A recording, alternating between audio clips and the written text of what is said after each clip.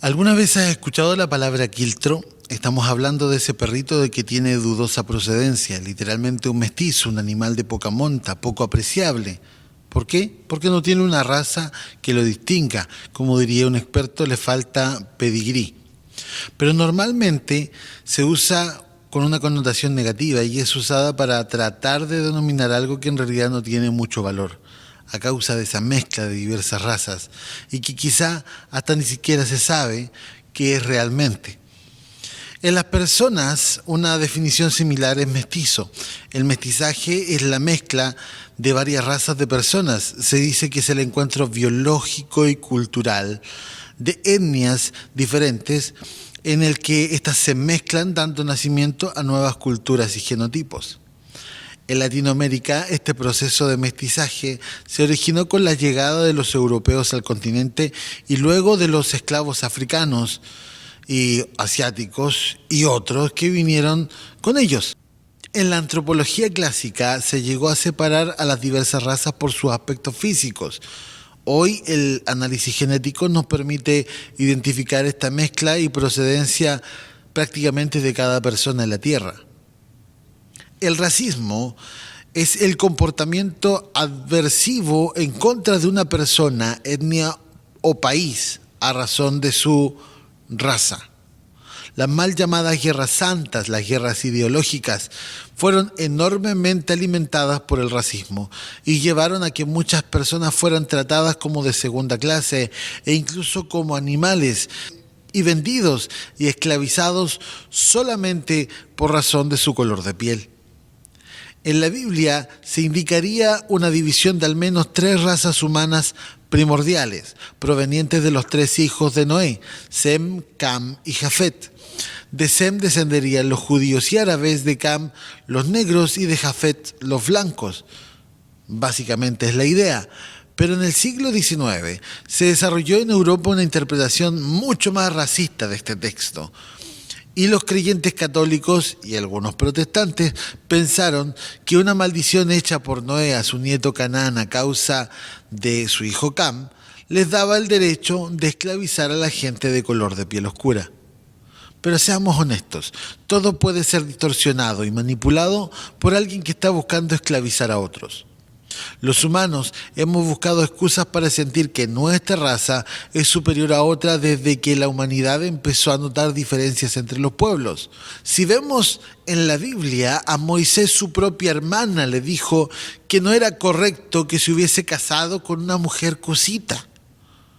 Esto tenía que ver o en razón de que la complexión de la esposa de Moisés era de piel oscura.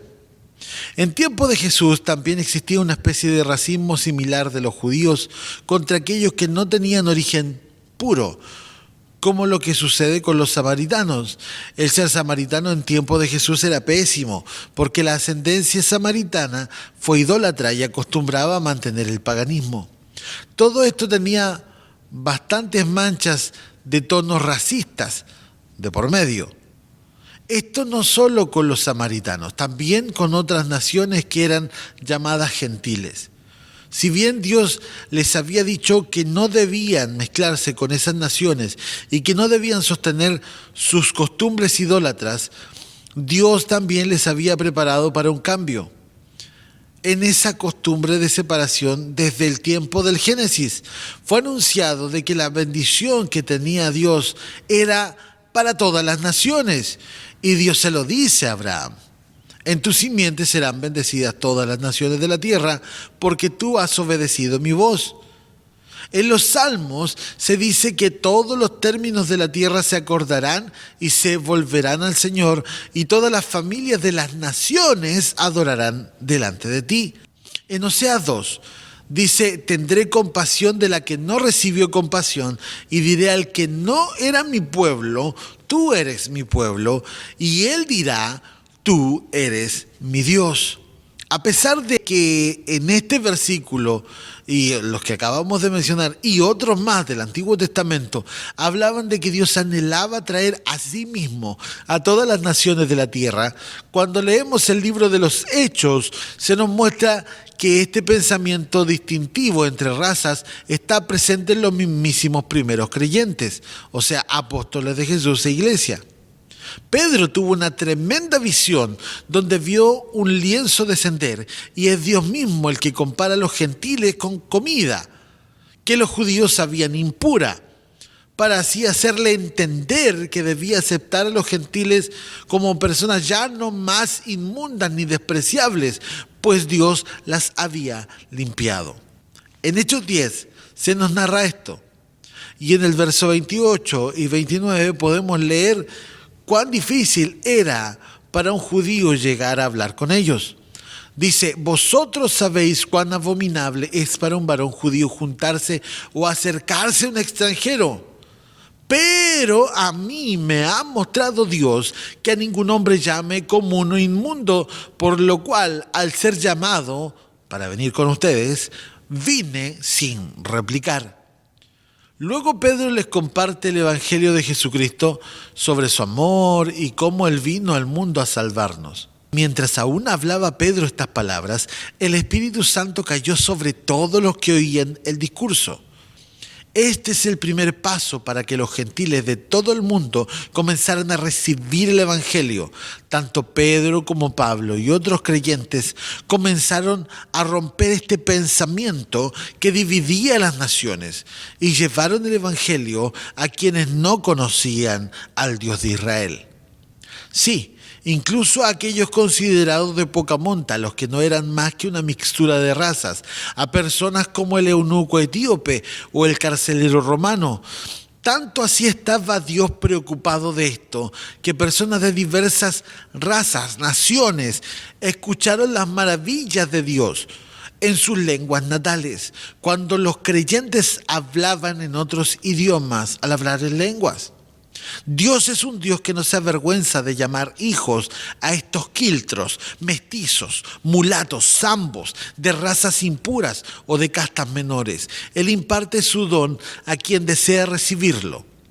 El Espíritu Santo no hace diferencia entre araucano, mapuche, chileno. A Él no le importa que tengamos ideas opuestas. Él desea que todos seamos llamados legítimamente hijos de Dios. Como dice Juan 1:12, a todos los que le recibieron, a los que creen en su nombre, a esas personas les dio potestad, el derecho legal de ser hechos o llamados hijos de Dios. Este no es un derecho ganado, es un derecho que solo obtienen los que han recibido a Cristo en su corazón. Así como lo hicieron muchos otros antes, lo puedes hacer tú. Si quieres, puedes orar conmigo la siguiente oración. Padre, hoy recibo el sacrificio de Jesús en la cruz. Al morir por mí, Él pagó por mis pecados. Te lo agradezco, Señor. Te pido que hoy venga a mi corazón tu Hijo, tu Espíritu Santo, entre también en mi corazón, renueve mi mente y mi ser, y yo pueda ser desde hoy llamado tu Hijo. En el nombre de Jesús, amén y amén. Si hiciste la oración, entonces tú desde hoy ya eres hijo, hija de Dios, y puedes perfectamente buscar de su presencia, sabiendo de que Él es un Padre amoroso que quiere estar contigo y que no se avergüenza de llamarte hijo.